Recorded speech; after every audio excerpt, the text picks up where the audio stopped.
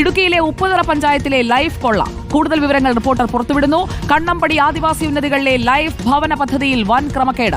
ആകെ അനുവദിച്ച 96 വീടുകളിൽ 27 എണ്ണവും പണി പൂർത്തിയാക്കാതെ മുഴുവൻ തുകയും കരാറുകാർ വാങ്ങിയെടുത്തു.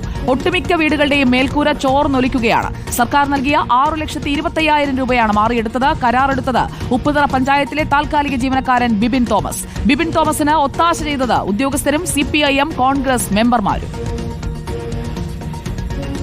5,40,000 രൂപ മേടിച്ചെടുത്തിട്ടുണ്ട് ഈ കോൺട്രാക്ടർ. എന്നിട്ട് പോലും ഇതിൻ്റെ അകത്ത് ഇപ്പം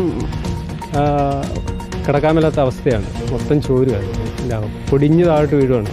ആദ്യത്തെ മഴയ്ക്ക് തന്നെ ചോർന്നായിരുന്നു. പിന്നെ ജനൽ 3 പിടിപ്പിക്കാനുണ്ട്, പമ്പിങ് കിടക്കുന്നു, പുറവശം കഴിക്കാൻ കിടന്നു, പാർക്കട മോള് വാഷ് ചെയ്യാൻ കിടക്കുന്നു.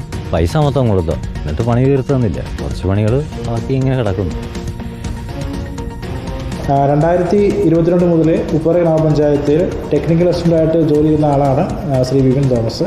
ഈ പറഞ്ഞ നമ്മുടെ ട്രൈബൽ മേഖലയിൽ വാക്കത്തി മെമ്മറി കമ്മ്യൂണിറ്റി ഹാളുകൾ പണിത ആളെന്ന് പറയുന്നത് ഈ ടെക്നിക്കൽ അസിസ്റ്റൻ്റാണ്. ടെക്നിക്കൽ അസിസ്റ്റൻ്റ് എന്ന് പറഞ്ഞാൽ ഒരാളുടെ ബിനാമി പേരിലാണ് ഈ കാര്യങ്ങൾ ചെയ്തിട്ടുള്ളത്. അപ്പം ഈ ആരോപണത്തിനായിരിക്കുന്ന ഇയാളെ സംരക്ഷിക്കുന്ന ഒരു നിലപാടാണ് ഇവിടുത്തെ ജനപ്രതിനിധികൾ, യൂത്ത് കോൺഗ്രസിൻ്റെ സംസ്ഥാന പ്രസിഡന്റ് ഫ്രാൻസിസ് ദേവസി അടക്കം ഈ രാഷ്ട്രീയ സാധനം ഉപയോഗപ്പെടുത്തി ഈ പറഞ്ഞ നിർമ്മാണ പ്രവർത്തനങ്ങളും ബാക്കിയുള്ള എല്ലാ കാര്യങ്ങളും ചെയ്തു വരുന്ന ഒരു രീതിയാണ് ഉണ്ടായിട്ടുള്ളത്. കുറ്റക്കാർക്കെതിരെ കൃത്യമായിട്ടുള്ള നിയമനടപടികൾ സ്വീകരിക്കണമെന്നും അതുപോലെ തന്നെ പണികൾ പൂർത്തീകരിക്കാത്ത വീടുകളുടെ മുഴുവൻ പണികളും ഈ പറഞ്ഞ ആളുകളെ കൊണ്ട് തന്നെ പൂർത്തീകരിക്കണമെന്നുള്ളതാണ് നമ്മുടെ പഞ്ചായത്ത് ഭരണസമിതിയുടെ ആവശ്യം. രാഹുൽ സുരേഷാണ് വിവരങ്ങളുമായി നമുക്കൊപ്പം ചേരുന്നത്. Rahul Suresh, good morning. കണ്ണൊന്ന് തെറ്റിക്കഴിഞ്ഞപ്പോഴേക്കും കാശ് മുഴുവൻ വാങ്ങിയെടുത്ത് കരാറുകാർ അങ്ങ് അവരുടെ കാര്യവും നോക്കിപ്പോയി. ഇനിയിപ്പോൾ പണി പൂർത്തിയാക്കാനായി പിന്നാലെ നടക്കേണ്ട ഗതികേടുമാണ്. ഇതൊക്കെ മേൽനോട്ടത്തിന് ആളുള്ളതല്ലേ? അവരൊക്കെ ഇത് നോക്കാതെ എന്ത് ചെയ്യുകയായിരുന്നു രാഹുൽ?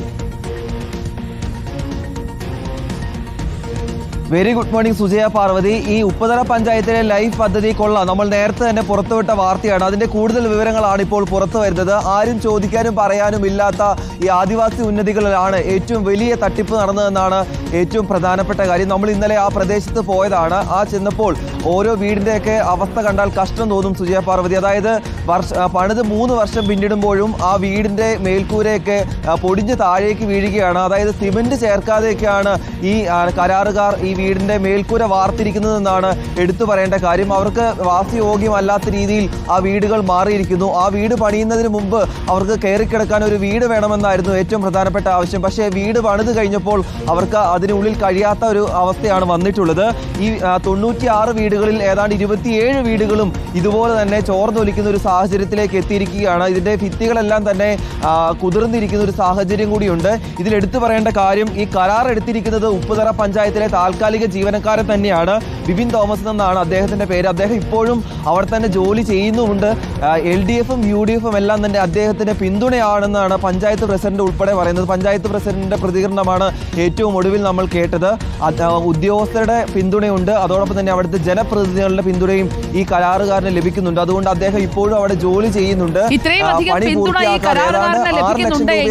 രാഹുൽ സുരേഷ്, ഇത്രയും പിന്തുണ കരാറുകാരന് ലഭിക്കുന്നുണ്ടെങ്കിൽ, ഈ മുന്നണി വ്യത്യാസമില്ലാതെ എല്ലാവരും പിന്തുണയ്ക്കുന്നുണ്ടെങ്കിൽ ഇതിന്റെ ഷെയർ കിട്ടുന്നുണ്ടോ എന്ന് നാട്ടുകാർ ചോദിക്കുമല്ലോ. എന്തുകൊണ്ടാണ് ഇങ്ങനെ ഈ പദ്ധതി പൂർത്തിയാക്കാതെ ഫണ്ട് അനുവദിക്കുക? കാരണം പദ്ധതി പൂർത്തീകരിക്കുമ്പോഴാണല്ലോ മുഴുവൻ തുകയും കൈമാറേണ്ടത്. അതല്ലേ അതിന്റെ ഒരു നടപ്പ് രീതി?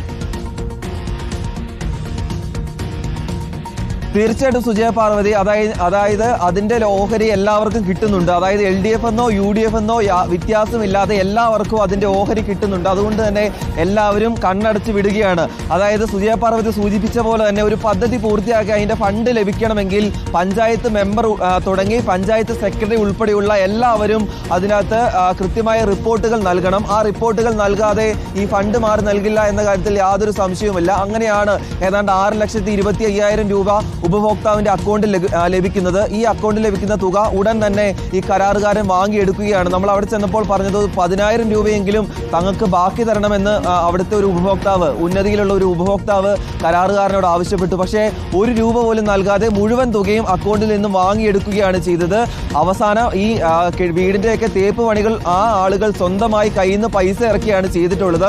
ഇപ്പോഴും കട്ടലയും ജനലും ഒക്കെ സ്ഥാപിക്കാത്ത പല വീടുകളും ഉണ്ട് എന്നതാണ് ഏറ്റവും പ്രധാനപ്പെട്ട കാര്യം. അവരോട് ഇതൊക്കെ ചെയ്യാനായിട്ട് നാണമില്ലേ എന്ന ഒരു ചോദ്യമാണ് അവരോട് നേരിട്ട് നമ്മൾ ചോദിക്കേണ്ടത്. രാഹുൽ സുരേഷാണ് വിവരങ്ങൾ നൽകിയത്.